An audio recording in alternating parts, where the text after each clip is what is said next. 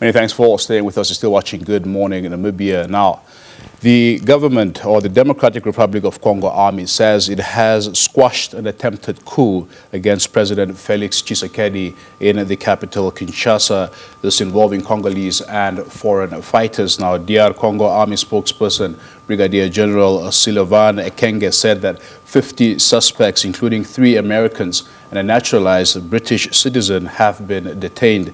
The Brigadier General Ekenge further told reporters that the attempted coup was quote-unquote nipped in the bud by Congolese defense and security forces, and the situation is under control. Now, with more details on this and analysis, I'm joined by the first Executive Secretary of the Southern African Development Community, SADC, that's Dr. Kaire Mbwende, who served between 1994 and 1999, as well as, of course, an international relations expert. Doc, very good day to you. Thank you so much for being with us this morning. Yeah, good morning. Thank you. Nice to be here. Yeah. Of course, the latest drama to unfold in the Democratic Republic of Congo. First and foremost, what did you make of the news of this coup attempt? Well, the news of the coup attempt, well, there are 2 elements to it. First of all, one can say it was not well organized, but there was a surprise element to it. The ease with which the coup makers went to, the palace. Palace, the government house, basically. Yeah, and of course the house of other prominent politicians raised concern about the security situation in the DRC. True. But generally, you have different kind of coups. You have one coup which is basically a struggle power among elites, a struggle for power among elites, and the one faction would be maybe closely allied to the army and they make a coup. Another coup will be from a bottom-up approach where the people are dissatisfied with the conditions in the country, issues of economic deprivation and lack of access to opportunities. And that's always a situation that creates that kind of environment, fertile environment for coup. Yeah, but this is a bit difficult to understand. And then of course, you have the strictly external engineered coups, which is aimed at getting access to resources by the powers that is behind the coup. Now, this one, of course, it follows that there was supposed to be election, of the Speaker of the National Assembly. The election was postponed, and immediately we had the attempted coup. But the DRC is a very complex country. Yes. There have always been an interplay between external and internal factors. I don't know how far one would like to go, but you can go as far as maybe the early 90s. Yes. When there was, forces were organizing themselves against the government of Mobutu. Yes. And there was, of course, external support from particularly Rwanda, because Rwanda believed that Mobutu was hosting the Hutu militias who were responsible for genocide, and therefore helped in the overthrow of Mobutu. Thereafter, there was a fallout between President Kabila, who then took over power, and Rwanda. And another rebel group organized itself. Again, Rwanda and Uganda backed those rebels. Yes. And as you know, that the SADC then were, including Namibia, very much, then sent troops there. In defense of the government of the DRC. Around the early 2000s, I believe, Well, well, it was towards mid-90s up to early 2000s. 2000s, And so the question of what can be done is a critical one, because currently there are so many militia groups in the DRC. Yes. And they are all linked to various external forces.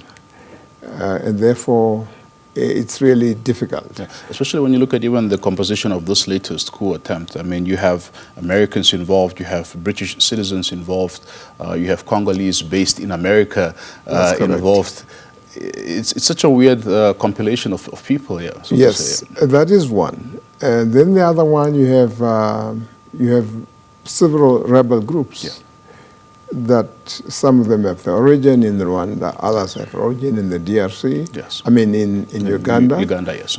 And so it becomes a sort of a mosaic of different rebel groups. And there is no actual grip on power. Yeah. The lack of infrastructure in the country is an issue of concern. Despite the fact that the DRC is among the richest countries, is rated as one of the poorest because of lack of access to resources and of course, the natural resources of the country not being utilized to develop the country. Yes. So it's a challenging situation. Yeah. And of course, at the moment, we have had statements from SADC, as well as the government of Namibia and several governments condemning the coup. But the problem will still persist. Absolutely. And there seems to be no real intervention, so to say, or that's what many people feel. What do you make of such sentiments? And perhaps also just looking at how these activities of these militias, especially those stemming from Rwanda, those stemming from Uganda, for instance, have soured even the relations between those governments, the DRC government and the Ugandan government and the Rwandan government, for instance. I remember when I was in the DRC in December, I had the privilege of covering the elections. And President Tshisekedi openly, accuses, President Kagame, President Museveni of Uganda, of being involved in this instability in his country. What do you make of how these activities have soured the relations with the neighbors as well? Well, the activities have definitely soured the relations with neighboring countries. But Congo is a very complex country because there are Tutsis and there are, or rather, yes, if you want, Rwandese. Coming from Rwanda and Uganda. Who have actually settled in the DRC long before colonialism. I mean, for independence, already pre-60 period. But still, they feel they belong to Rwanda in some ways, but they have been in the Congo since I wouldn't say time immemorial, but even before independence. And so there will always be a special relations between Rwanda and the Congo. And these relations, of course, could be forged. It could be a positive one. And I think during the struggle against Mobutu, it appeared to be a positive relations between the two, between Rwanda and the DRC, between President Kabila and President Kagame. And then they fell out, and everybody fell back to his supporters, and the rebel groups are there. I think and of course currently there is UN forces that are being withdrawn and also accused of not doing much. Because otherwise if there is what you may call a civil war, and you are there to enforce peace. You are there to try and monitor if there was an agreement. But if there are different rebel groups that are fighting, then it's difficult to deal with it, even in a diplomatic sense. Absolutely. And that is what is needed in the DRC. I think you need some serious diplomatic engagement. And not so much the military, even we have a military situation. But how do we get these parties to the table, Dr. Mwende? Yes. I think we know the main protagonists. We know there is a government, and there have been several meetings on the Great Lakes. You have the DRC, You have Congo. You have, sorry, you have Rwanda and you have Uganda. Uganda, yes. And there have been two initiatives. The one was a SADC, where we had the involvement of Angola, Namibia, and Zimbabwe. And of course, Angola's involvement that time was motivated by the fact that UNITA was operating from some of those countries, from the DRC in particular. Now, if you are talking about creating stability, you have DRC belongs to at least 3 regional organizations. Yeah. They belong to SADC, they belong to the East African Community, and there is this Central Africa. Yes. It's part of Central Africa. Yeah. And to bring the actors from these 3 regions together is what will eventually produce a basis for negotiations. Very much. After DRC joined SADC, there was optimism that with the help of SADC,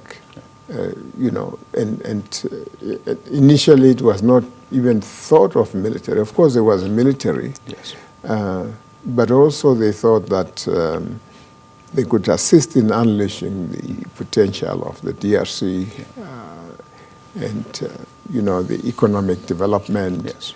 And there were initiatives to try and assist in the different regions. And we just realized that DRC was many countries in one. In one. And there were many Mobutus in each of the, in each part of the country. Yes.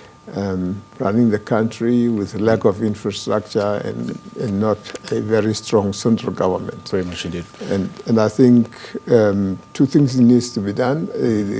You need a strong central government, yeah, and you need a strong decentralization policy that link the provinces to the central government. Very much. And for that to happen, also you need the development of infrastructure and communication. And these are some of the challenges of the DRC.